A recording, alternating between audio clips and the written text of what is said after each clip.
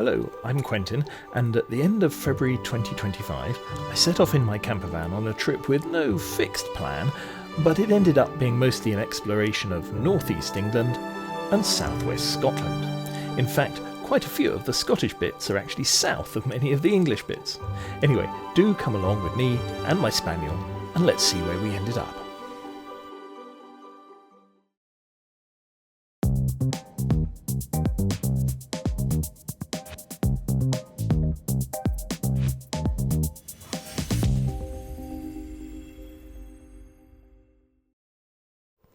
Well, Wednesday morning started with Tilly checking out that the important spots in Dunbar were still as she had left them the night before. Though actually that wasn't really the start of our Wednesday morning. Hello, Tilly. Well, we are back in Dunbar Harbour, having taken a short break in the middle of the night because it got really quite windy and the van was shaking quite a lot and it was rather hard to get to sleep. And so at about 2 o'clock in the morning, we decided to drive up into the town, be amongst the houses, and I had read somewhere online that Station Road was quite a good place to park. And so sure enough, we parked close to the station between these two high walls, which meant that we were nice and sheltered and had very peaceful 4 or 5 hours there until people started coming to get the early commuter trains, I guess. At which point we came back down here and continued our sleep. Isn't it wonderful to be able to relocate your bedroom in the middle of the night without even getting out of your pajamas? Anyway, just up there on the hill is the leisure centre where I'm hoping to go and have a swim. Let's have a look. Want to go, Tilly? Come on. You're not swimming. No. Tide is much lower this morning, but along the shoreline here, you can see some of these red rocks that are used in quite a lot of the buildings in the town.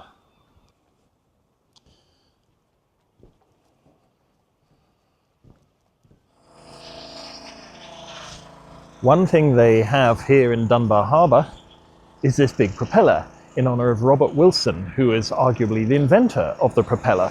He had seen a windmill and wondered if it could be adapted to propel a boat forward because paddle wheels really didn't work very well in rough weather. And he came up with his first prototype by the age of 9, I gather. And this was in the early sort of 1810s, 1820s. And never really until he was about 70 did he get the credit he deserved for his contribution to nautical propulsion. Well, I'm just sitting down for a slightly late breakfast, but I'm feeling a bit virtuous because my lateness is as a result of having had a good swim up at the leisure centre, and a sauna, and a steam room, and a shave. And so I'm feeling very much ready for breakfast. Now, there's a very light mist of rain, nothing that would make you really need to put a raincoat on, but it's a little moister than it has been.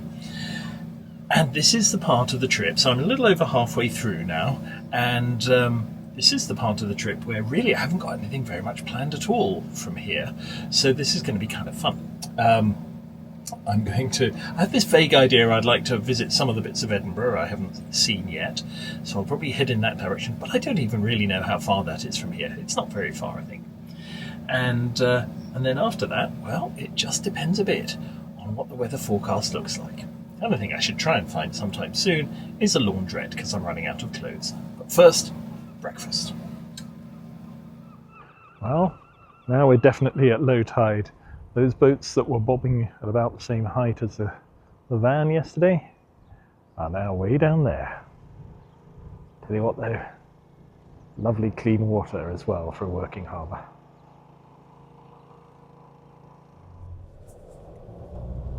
Well, we're saying farewell to Dunbar. With some regrets, actually. It's been a lovely place to stay, despite the slight challenges of last night. I would certainly come back. And it's interesting because, as I mentioned, the town looks a little bit run down. But on the other hand, I was talking to one of the locals down on the harbour, and he was telling me about, how much better it was than it had been in the past, and a lot of the buildings that had just been ruins along here and so on. And really friendly people everywhere. And yeah, I actually really quite like it. Now, it's not somewhere that anyone would probably normally pick as a holiday destination, which is part of the interest, I think, of this kind of travel. Sometimes, I tell you what, there's a coffee place. Let's see if I can find a spot to park. Sometimes you end up in places that are almost kind of forced upon you, or at least that you choose for reasons other than you would normally choose a holiday destination. And you get to see something of the working life in those areas in a way I can't think of any reason I would particularly have come to Dunbar otherwise.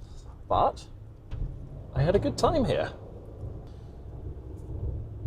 Now, somewhere before we go too far, I'd like to get some coffee, but maybe that can wait for a little bit. Okay, so our plan is to go and explore some of the bits of Edinburgh that I haven't been to before. Just drive through some of the nice bits. I've heard that Portobello is nice. I've never been to Leith, so I'm going to Leith and have a quick look at those. And then I'm hoping to stay in a pub car park tonight just the other side of Edinburgh. So again, not stopping in Edinburgh on this trip. I love Edinburgh, but I've been there several times, and this is about seeing other places, really.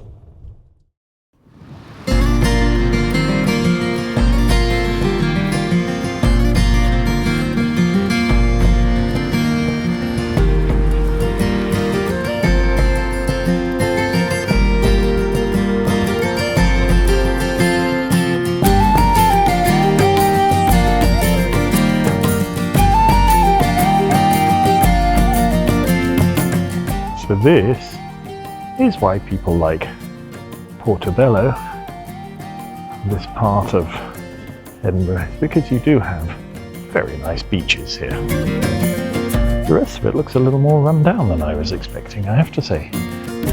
But there are some interesting looking cafes, including perhaps this one. Let's have a look at the menu here. Tilly's certainly keen to go in, but sorry girl, I don't think this is the one.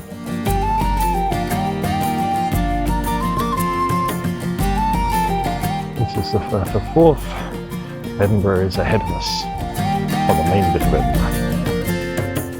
We ended up getting some lunch at this place called Tanifiki, which I remember was delicious.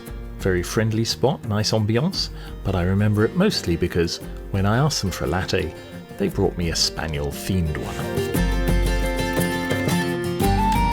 We drove on and headed towards Leith, where I was hoping to catch a glimpse of the Royal Yacht Britannia, a symbol of a greater Britain than the one we live in now, but sadly you couldn't really see anything from the road and I didn't have time to stop properly. We did see some nice residential areas though.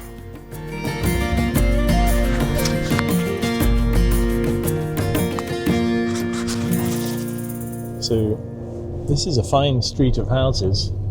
I'm not sure if we're in Leith still or whether this is probably New Haven here, but I like the railings they all have along the top, along the roof line.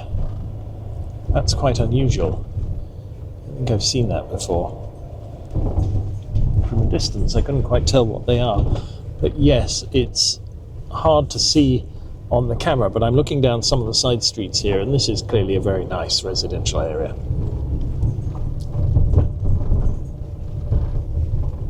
And the houses are made of stone. I mean, this is always the great thing about Edinburgh. They're not bricks. Bricks have their place, but these look as if they'll last a long time, don't they? Okay, well, we're going to do an experiment here. This is a self-service washing machine. I just want a small one. And I think this looks very interesting. It's supposedly a washer and a dryer. Not super cheap, but very convenient if it works. I wonder how long it takes. Well, I'm in need of a laundrette. Let's have a look.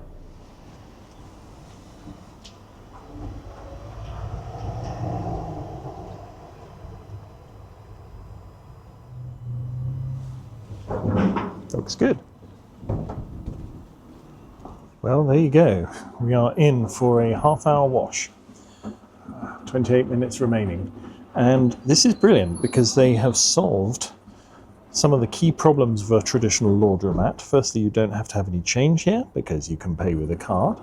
Secondly, you don't have to have any laundry detergent because it adds it automatically. It'll even add fabric softener if you want for an extra quid. So that looks great. And then when it's done, you can do big washes here, by the way, as well. When it's done, I'll move over here and give it a dry, and we'll see how dry we can get it, given my limited drying space in the van. That'll be fun. Meanwhile, the other thing they sort out is what you do while you're waiting, because there's a co-op here, and there's a B&M round the corner, and there are various other shops in the vicinity. So we can leave that for a little while and go and do some shopping. Well, the dryer did its job nicely, and I bought some clothes hangers at B&M, so for the last little bit, I could turn our shower room into an airing cupboard. By the time that was done, it was fairly dark, and we headed not very far away to the Bridge Inn at Ratho, which was our stop for the night. Well, we had a very pleasant stay at the Bridge Inn at Ratho, in their car park. Had a dinner there last night, which was quite pleasant, and it was overall pretty peaceful. And yeah, I would happily stay here again. They are a hotel. I have some rooms, and that means that if we wanted, we could have had breakfast as well. I'm not sure I'll stay for that.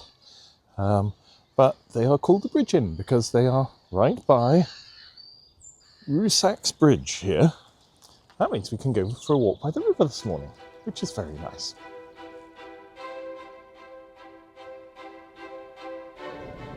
Now this is the Union Canal, and so there are canal roads along here. There's the Bridge Inn. If you were here in warmer weather, you could sit outside and look over the river. No doubt see canal boats passing. What you do get here is very occasional, at the moment, flights in from Edinburgh Airport, which is over there, or taking off from Edinburgh Airport at the moment. So I'm walking into the wind. And oh, nice houses. The church is just behind those trees over there. But the flights didn't bother us at night, because it's pretty windy at night, so mostly what you heard was the sound of the wind rather than the sound of anything else, but I imagine they probably don't operate too late out of Edinburgh. So I forget how much I said last night, but I was really impressed with the laundry facilities. That little self-service laundromat thing. There's some really interesting leaves down here that Tilly needs to check out. I think they are or were branded Revolution. I think the one I used had wash.me on the side. I'm going to search for those more, because halfway through a sort of 2-week trip, it was wonderful to be able to wash all of my clothes. It would have taken longer if there'd been both of us here. And essentially drive the van right up to the washing machine. I mean, this was great. It made it very easy to manage. None of that loading it in and out of big bags and so on, or not very big bags. And I did a half-hour wash, which cost me £5.50. Detergent is included, so you don't have to remember that. And then I did a half-hour dry, which cost me £7. So they're not super cheap. But I have to say, it got everything pretty much dry. Now, if I'd known how dry they were going to come out of the dryer, I might not have bothered with the coat hangers, actually. But no doubt they'll prove useful on a future occasion. So this is really a very good system. And as I was driving back to the campsite, we passed another one in a petrol station. So I'm going to look out for these. I don't know if they're just common in this part of the country, or whether they are more generally spread across the UK. But they are brilliant if you are not staying at very many campsites with laundry facilities. And actually, this was better than the facilities I've seen at some campsites, so definitely recommend it. And here, the sun is just starting to hit the trees ahead of me. A very pleasant walk along the canal. So the plan for today is that we're going to start heading west. Now, I've been sort of postponing this a bit. I love the whole of the west side of England, pretty much, with Scotland. I beg its pardon, Scotland here. And Scotland is the bit I'm really interested in. And the reason I've been holding off not doing this earlier, partly I wanted to see some of the stuff we've seen, but mostly because the west side of the country is also the wet side of the country, and the forecast doesn't look great. So we need to be prepared, I think, for a little more moisture than we've had so far on this trip. We've been very lucky so far, actually. Very little rain, and particularly little rain when we were outside the van. So that's been very good. So today, the aim is to head for the area of Dumfries and Galloway, roughly. But I haven't really got much further than that. I've looked at one campsite, spoken to one campsite, which could be nice, near Loch. And if we don't find anywhere else, we will head there. I might try and go a little bit further north and then work my way down south a bit. But it's all part of the adventure. So I think we're going to pack up the van a bit, set off, and get some breakfast on the way.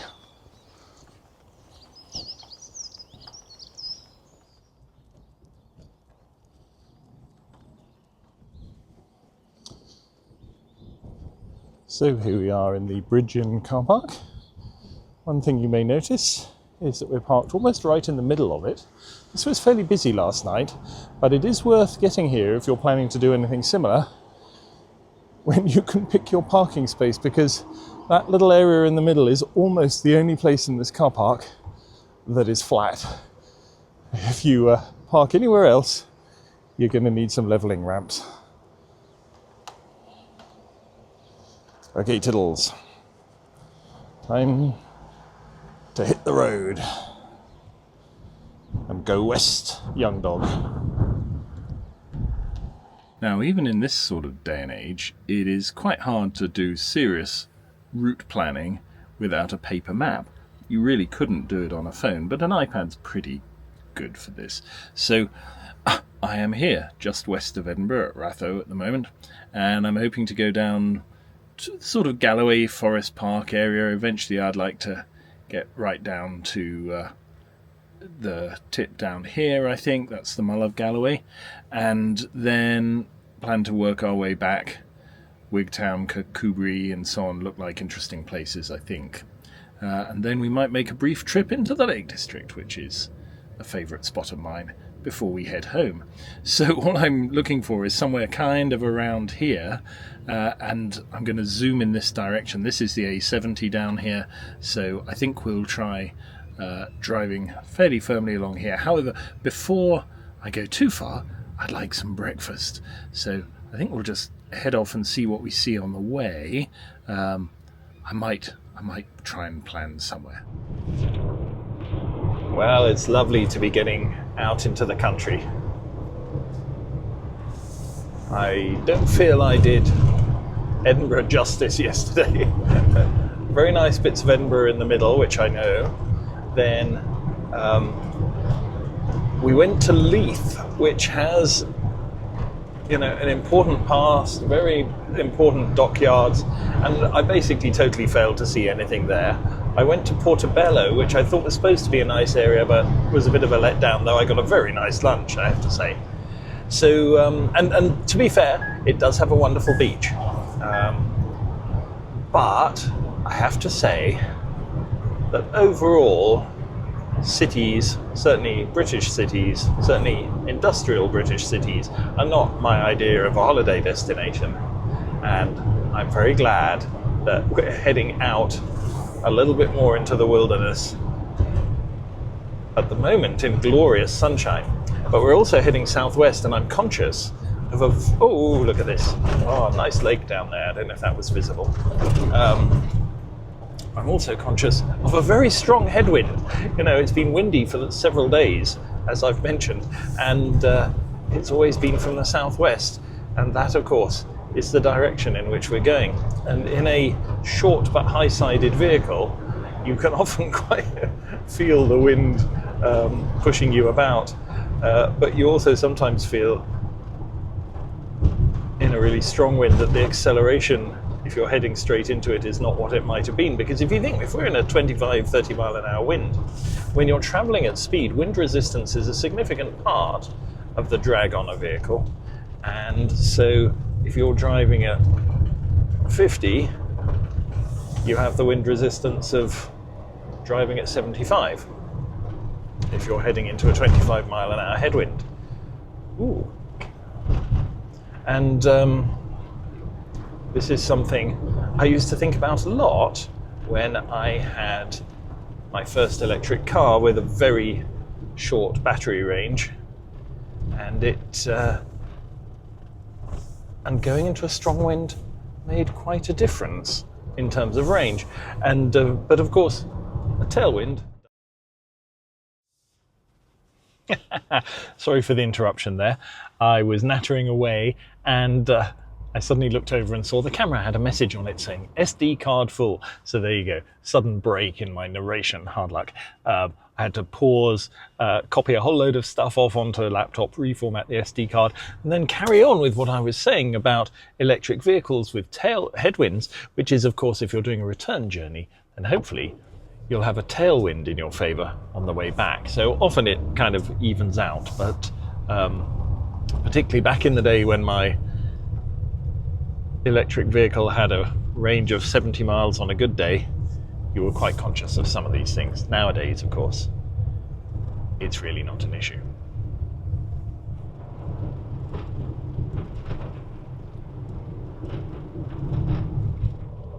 Let's just see if I can show you as we go over the bridge here. This is the River Clyde. Major shipbuilding, all sorts of things happen further down its course. At the moment, it looks like a very peaceful spot, and I'd love to go boating there.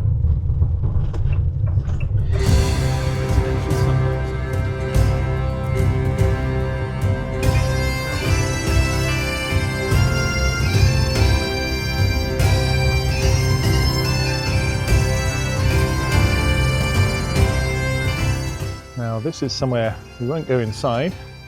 It's possible, but you have to arrange it in advance. But this is St Bride's Church in Douglas, which is famous chiefly as the resting place of Black Douglas. Now, I'm a Douglas myself, albeit I'm a Brown Douglas, a rather smaller branch of the clan. That's a very fine little church. Here, everything is very much Douglasy. A lot of the surrounding land is part of the Douglas estates, and we may go and have a look at some of it. Here is the Douglas Heritage Museum.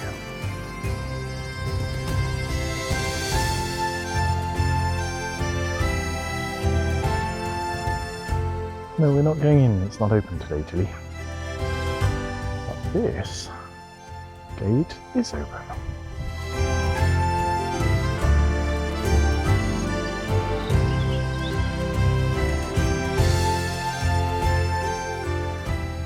Now that's a very nicely preserved graveyard. Look at that view. Marvellous.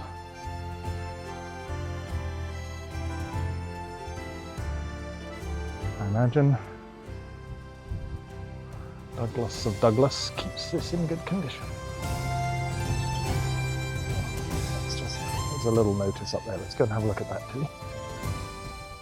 There you are, St Bride's Church. Mausoleum of the Black Douglases.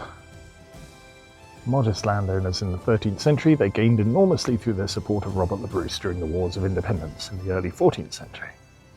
By 1400, they were the most powerful family in southern Scotland, till James II eventually overthrew them in 1455.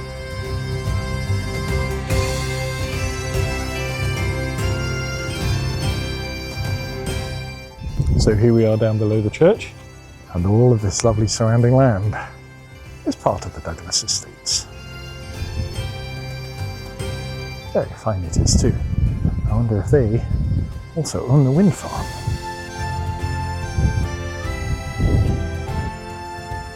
This is the regimental memorial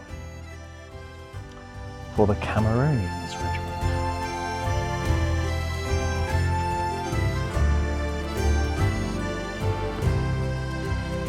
It says here in Douglas on the 14th of May 1689, the Cameronian Regiment, 26th Foot, was raised as part of the British Army.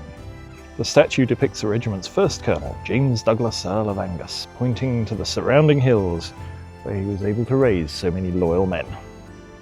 Just 3 years later, he was killed, leading his men into battle against the French at the Battle of Steinkirk in Flanders. The Cameronians went on to give distinguished service in every major campaign of the British Army for 279 years. This memorial was built in 1892 to mark the regiment's bicentennial. On this spot, on the 14th of May 1968, the regiment was disbanded and its flag was lowered for the last time.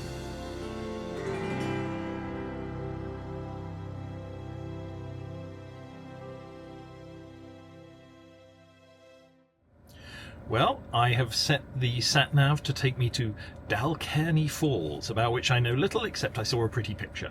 And I've only picked it because it's en route for the rough kind of direction I want to go. So I want to go sort of cross-country, roughly in the southwesterly direction, heading for the sort of Galloway Peninsula, but how far we get today we will see as we go. There's what looks like a nice campsite that I might try and get to tonight, but that's, you know, a fair distance, so let's see how we're doing when it's lunchtime. Okay, let's get this show on the road. Well, we've been passing through some very pretty countryside, of which I have totally failed to capture any on camera. Sparkling little brooks, or burns I should probably say here. Little farmhouses, winding roads, some of them tree-lined. And we are about 15 minutes from our first destination. I'm just enjoying the fact that after so many really bad potholes since we've been on this trip, this bit of road is recently resurfaced and is very good.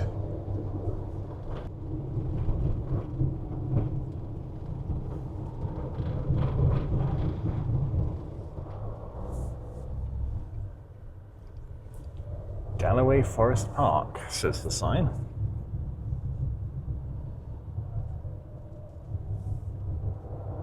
And there's a truck going by with some great big logs on the back.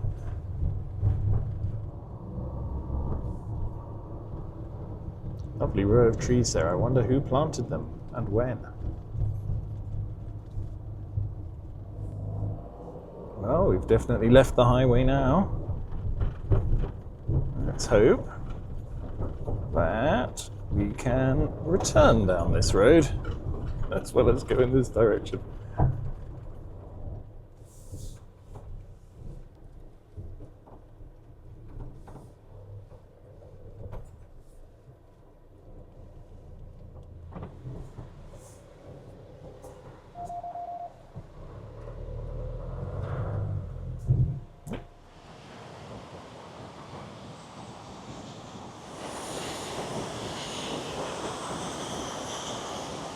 Wow, these are beautiful, and this is somewhere you would not stumble across unless you were a shepherd wandering in the fields. This is quite lovely.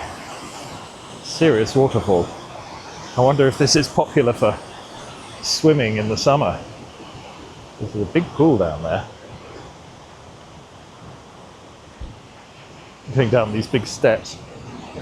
Tilly could run free here, but I'm a little bit conscious that her vision isn't as good as it used to be, and this close to the edge she could easily slip.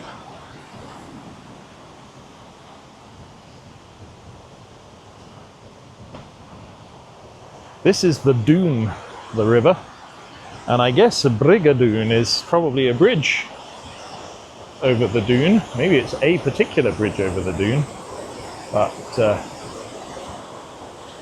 very fine.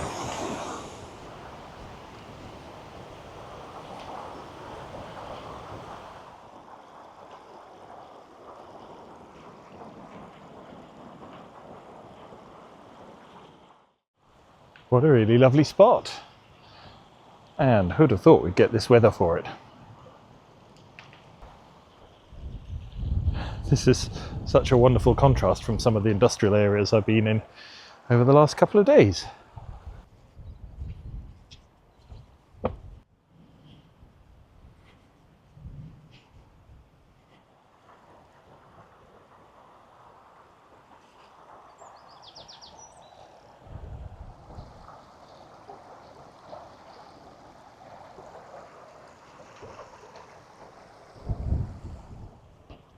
Now, just round the corner here, there are some Highland cattle who are very handsome, and I'm very fond of Highland cattle, and they're not normally aggressive. However, they can be occasionally, accidentally. I have been nudged by one of their horns in the past, and he wasn't meaning me any harm, but it did hurt. So I'll keep well clear of them. We are upwind of them. They know where we are. As I'm bringing my wolf with me though, need to be a bit careful. Hello? Yes, you're very handsome. Tilly has found the perfect bathing pool. Bathing and drinking. Perfect supply of fresh, cool water. Can't beat that really, can you, girl? Well, I had never heard of Dalcairney Falls before today, and I think it's a really enchanting place. It's dramatic at the falls and very peaceful down below. It's just lovely.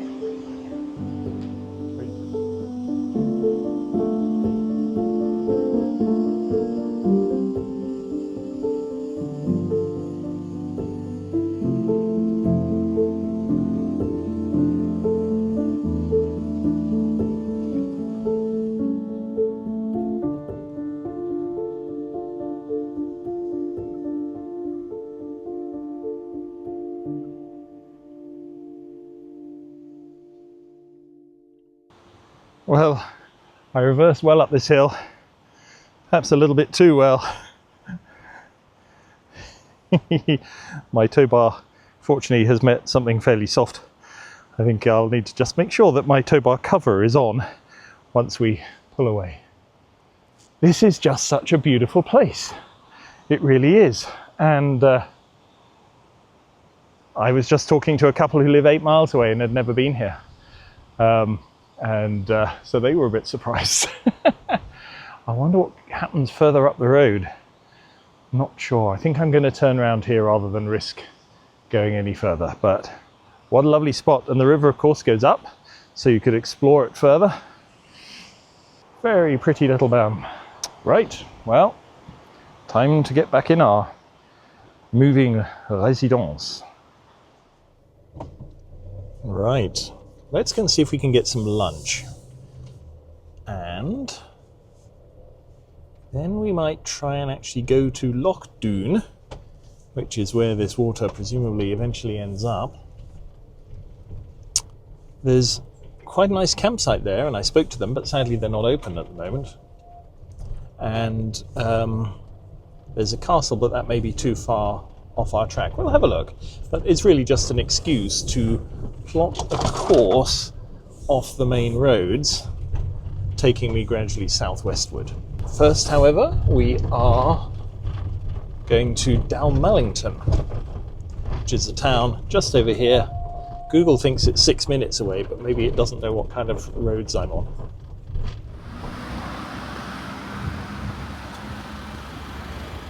Lentil soup at the Bacchus.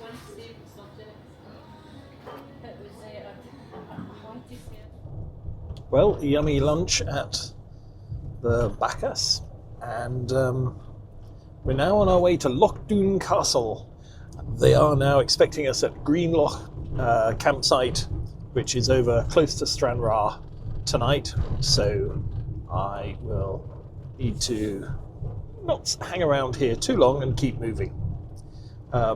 Anyway, let's go and see what Loch Doon Castle is like. As I say, I know very little, but it must be a nice place to be during. Must have been a nice place to be during COVID, because everybody was talking about Loch Doon. There's our first view of Loch Doon down there. Looks pretty windy, I have to say. There's even from up here I can see decent sized waves on it.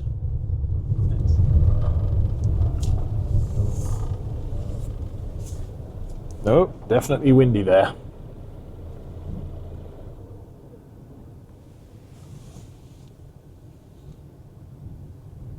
Waves breaking in our direction. Quite dramatic.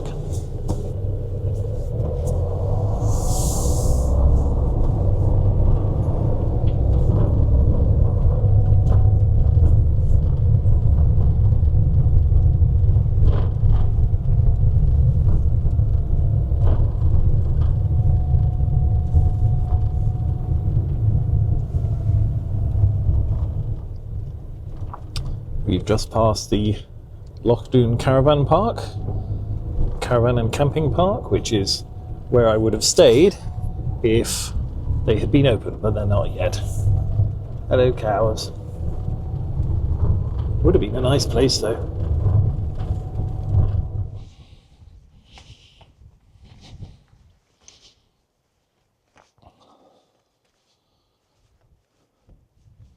So this is Loch Doon Castle. Quite an interesting 11-sided figure. Built, oh, Tilly wants to look out of the window. She's always like castle windows. What can you see, girl? Eh? Yeah, no, you're not going out though. So it was built by the Earls of Carrick in the 14th century, and here's the interesting thing. They didn't build it here. Because the thing about Loch Doon is that in the 1930s, the water level was raised for the purposes of hydroelectric power generation. And this rather important historical monument was on an island in the middle of the loch and was therefore a threat, under threat. So they basically took it apart, shipped it here, rebuilt it. And so it's probably in better condition than it was beforehand. I don't know, but this is the original castle, just in a slightly different place. Now, this does make me think, if you know the rather silly but quite fun film called The Ghost Goes West with Robert Donat, which actually, now I think about it, was filmed in the 30s, so probably just about the same time that this was happening. And the story there is essentially that a castle is sold to an American who wants to transport it to Florida and rebuild it there. And there's a ghost haunting the castle, played by Robert Donat, and so the ghost has to sort of go with the ruins of the castle. Anyway, it's a silly film, but quite a fun one. Anyway, it's interesting that that was being filmed about the same time as this was being relocated.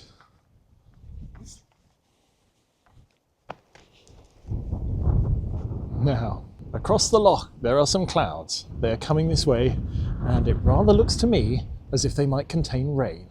So I think it's time to head back to the van.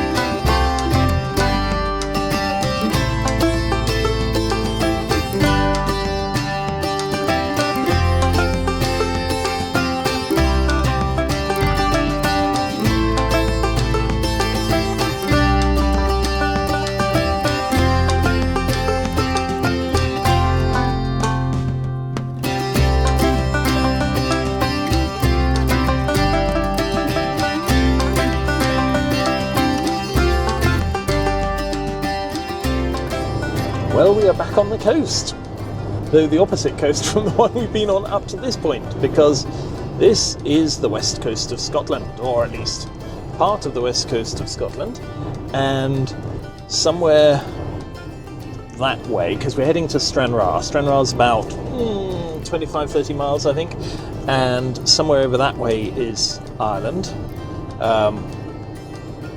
But I can see something across there, which I'm not quite sure what it is. I think that's the Mull of Kintyre, probably, but it's a little hard to see. I had a quick look at the map, and I think that's the only thing it can be. But there you go. So we can now whistle Paul McCartney songs for the remainder of the journey. Well, we are in Stranraer, and I know we're in Stranraer because there's the big ferry that goes to Ireland. Never been here before. It's quite a small place, I think. Best known for its ferry terminal. Rather a pleasant ferry terminal as well, I have to say. Not too overbearing and commercial for a small place.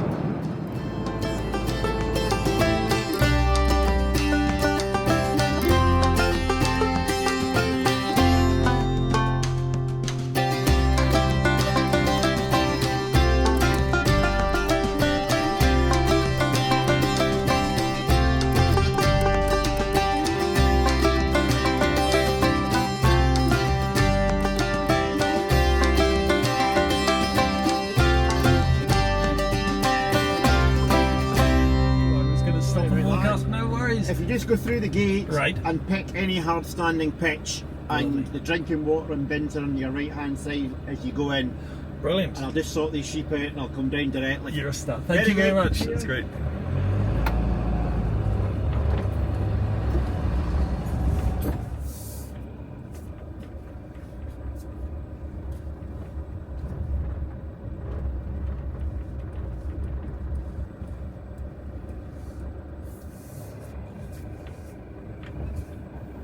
And so we settle down for a very peaceful night at Loch House.